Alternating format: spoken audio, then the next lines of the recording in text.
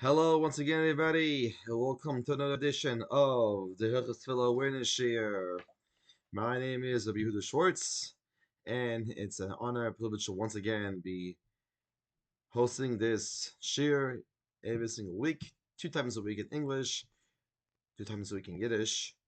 So if you have any friends who are Yiddish speakers who want to have this share in Yiddish, let them know and send them the links that is posted on WhatsApp or on YouTube.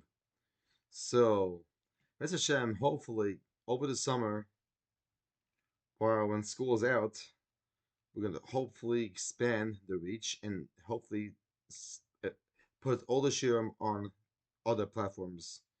Mr. Hashem, we're going to have more free time at that point.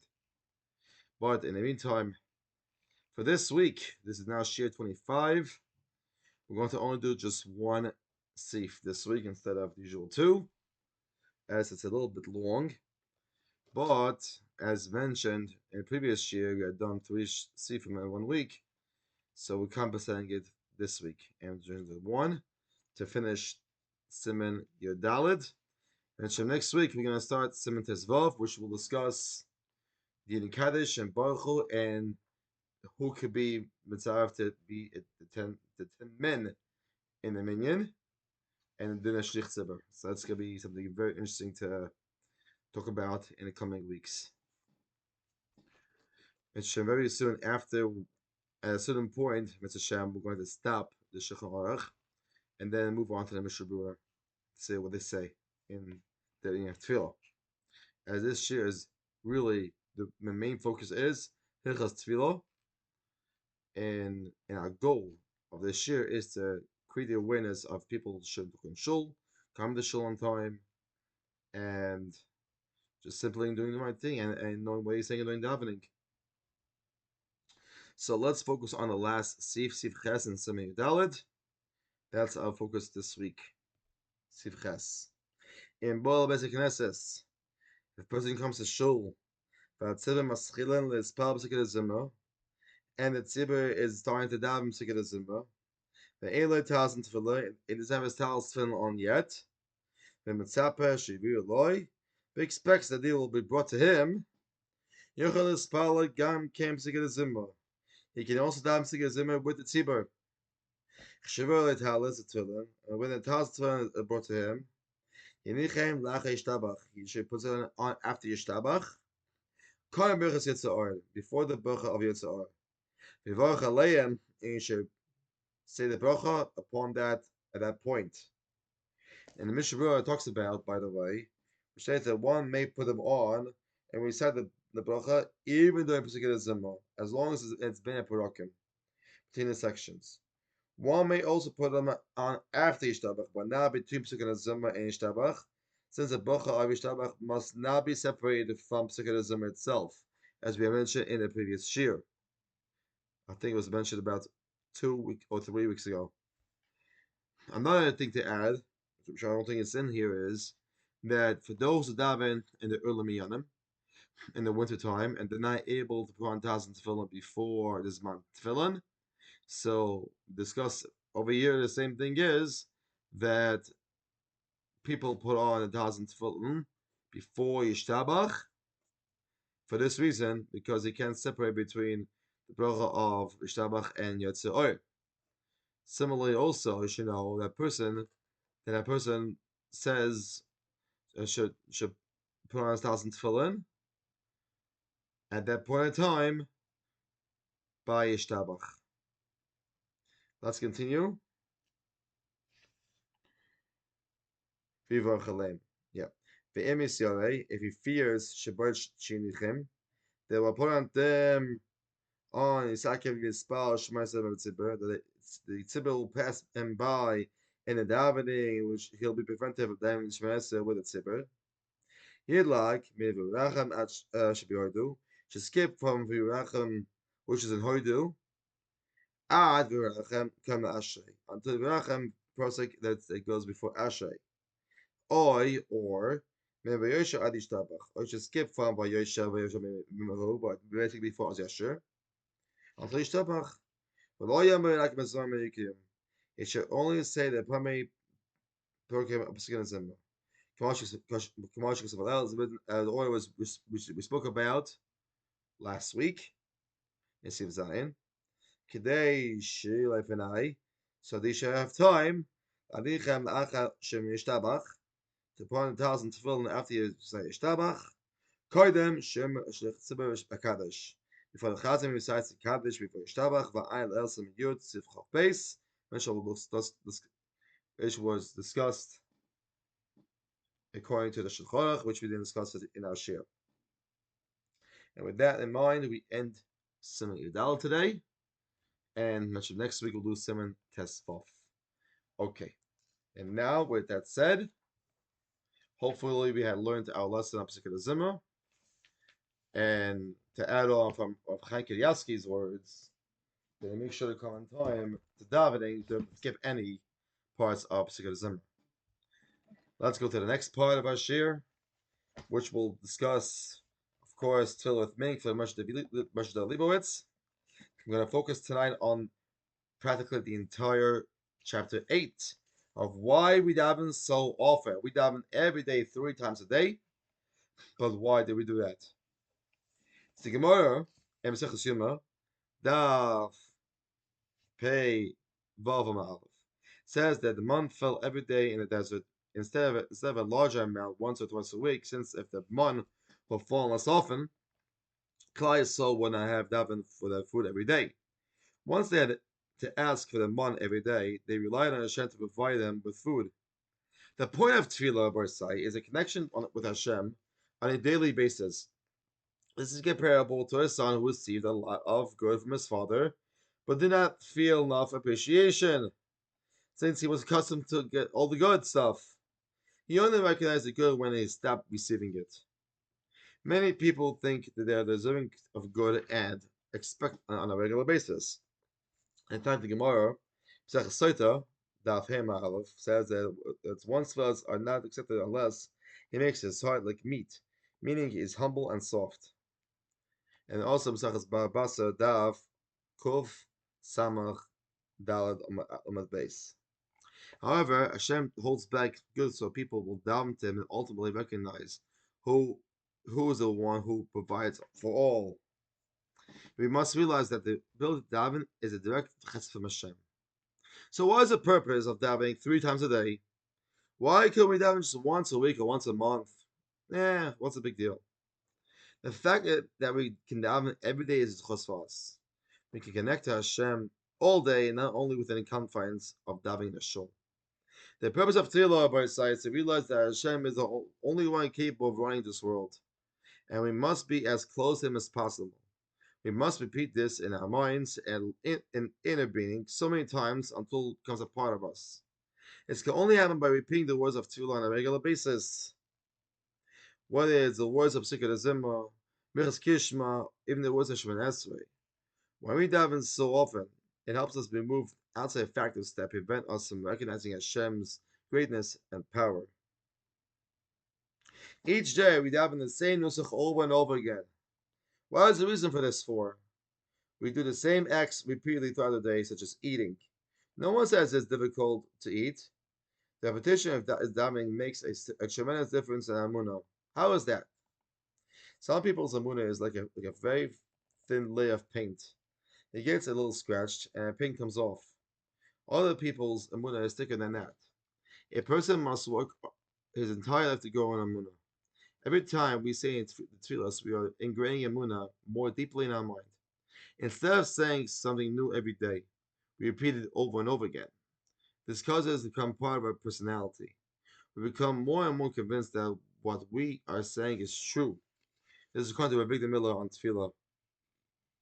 When we formally stand in front of Hashem, saying the same nusach we always say, we recognize that we will not be able to survive without His kindness to us. We must realize that each word of Tefillah is special, and that saying them has a tremendous effect on heaven. But the way we daven now was not the way Klal Yisrael daven in the time of the Beis Mikdash. During that time, the Shekhinah was present in an obvious manner, and Klal Yisrael was on a very high level. It used to be that people who worked for a living were such a high level that that they had Hashem in mind when they worked, and they saw very clearly that Hashem is providing their livelihood. It's according to a verse of Tefillah Chasidus. Let's continue. They were able to ward off the Yetzer Hara. They therefore did not need a special, separate program to daven like we do. However, after the second Beis Hamikdash was destroyed and Klal Yisrael went into Golus, their connection to Hashem was weakened. It was therefore necessary to insert a set tefillah. And since the Yetzer Hara is active every day to incite us to sin, we must daven every day to make sure we strengthen ourselves in that battle against the Yetzer Hara. When someone goes out to work, he knows that all the money he makes comes from Hashem. However, he still works hard at making a living and spends hours trying to figure out how to make a little more money and then some more. One can easily forget to think that all his told comes from his own work. But we daven 3 times a day in order to remember who is really in charge of our livelihood. When we daven for Parnasa in Shemona Esrei, it reinforces in our minds that we're not in charge. The Shem Mishmul, the Vikra, says that the curse of the snake is that he has dirt ready for him to eat every day. Although this means that his food is ready whenever he needs it, this is a curse since there is no need for him to ask him for sustenance. According to this, we can say that this is why Hashem made us feel like we are lacking, so we can come to him and daven for what we need. As the Medrash Enrique Rabba says, one has 100 and one's 200. The following Moshel further illustrates this concept.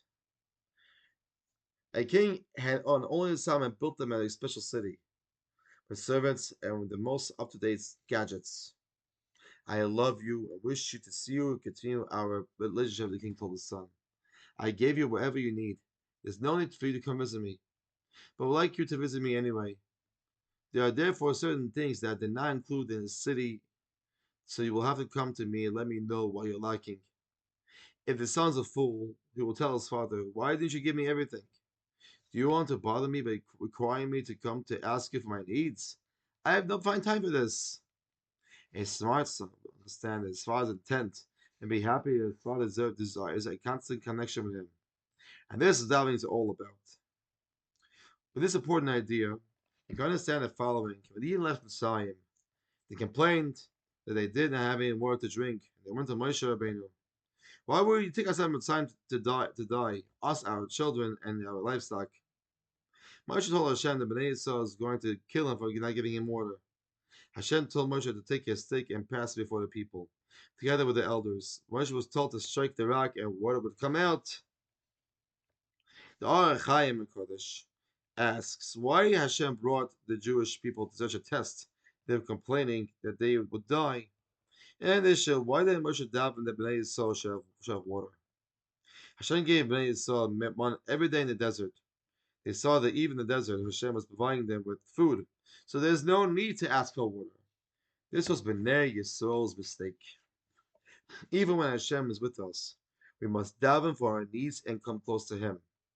Moshe didn't daven for Bnei Yisrael here, as that would defeat his purpose. Bnei Yisrael was supposed to daven for themselves. Even one whose financial needs are met must still daven for Parnasa, since the purpose of davening is to bring one closer to Hashem.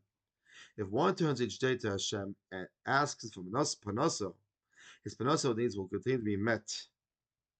And some people erroneously think that davening is only for big ticket items, that one should not ask Hashem for small things. However, only mortals can think that some items are big while others are small. And to Hashem, whatever we request is important. Hashem wants us to ask for anything we need, and we should not get distracted by thinking that He does not want to hear about certain things. A young child will ask his parent for whatever he needs because he feels close to his parent. Even if the child can't enunciate exactly what he needs when he's a baby, or he or she, the parent knows what he's asking for. This should be our attitude in regard to Tefillah. We should not be embarrassed to ask Hashem for anything and everything. If we do not have success in learning, we should daven for it. Some explain that the Gemara in Maseches Brachos says that everything is in the hands of Shemayim, chas v'yeh Shemayim. This means that if one requests Parnasa or a similar request, Hashem may or may not give it to him. However, one asks here Shemayim is given to him right away. And if we do not have the lively we need, we should daven for it. Now, the Mishnah over says that one moment of tshuva and good deeds in this world is better than one moment in the next world. The voice of Tefillah, Chasidus, Muveres, explains that the Olam above, before the neshama comes down, it gleams from the radiance of the Shekhinah, but not from the essence of Hashem. However, in this world, one meant to attach himself to the essence of Hashem through tshuva and good deeds. The following mashal is by a different Maggid can explain this concept. A poor Jew was walking with his bags on the side of the road. A rich man passed by with his horse and buggy and offered the poor man a ride. The poor man got on, but still held on to his bags. Make yourself comfortable, put down your things, the rich man told him. It was nice enough that you offered me a ride, the poor man said. I don't need you to carry all my things as well. The Rebbe Maggid says, and it is the same by Hashem. He is carrying us, taking care of us, even our small issues. We need only throw all our problems to Hashem. Yet this only works if we believe we throw all our bags to Him, both big and small. One should daven throughout the day and ask Hashem for his needs. Hashem is a parking spot. One doesn't have to stick to davening to Hashem only in the realm of the set each day. A Jew once came to the Chazon Ish with torn shoes. Why don't you buy new shoes? The Chazon Ish asked him. I don't have money, the man replied.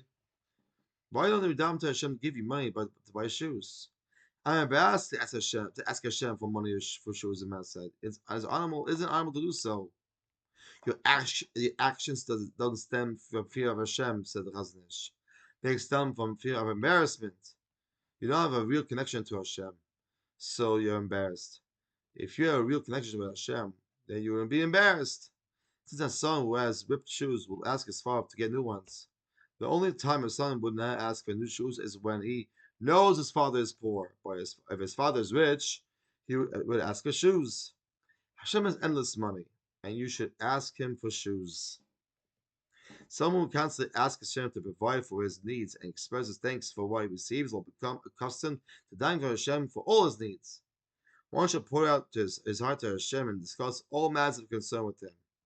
One can and should speak with Hashem about all his life challenges. Don't think that Hashem does not wish to hear them. And we'll end like this. Someone asks Rabbi Zatzal, why he didn't make time to see people who were experiencing difficulties. He answered that one must realize that Hashem answers our tefillahs when we daven to Him. Instead of coming to Yisrael Abracha, they should go directly to Hashem and daven. Hashem wants us to daven to Him like a son to a father. Sintilim. The pasuk in Devarim says that we are children to Hashem. Although we may not be on a level where we can view our relationship with Hashem as a father-son relationship, this attitude can be developed over time. No matter what level a person is on, and even if he sinned, he can still ask Hashem, his Father, for whatever he needs. And with that, we end our shiur for today. And should help him. Then we should be able to continue to go Tefillah. We should be able to have the schus and davening 3 times a day like a bench, and have real kavanah, real meaning to what we're saying, and what we do. Have a wonderful day.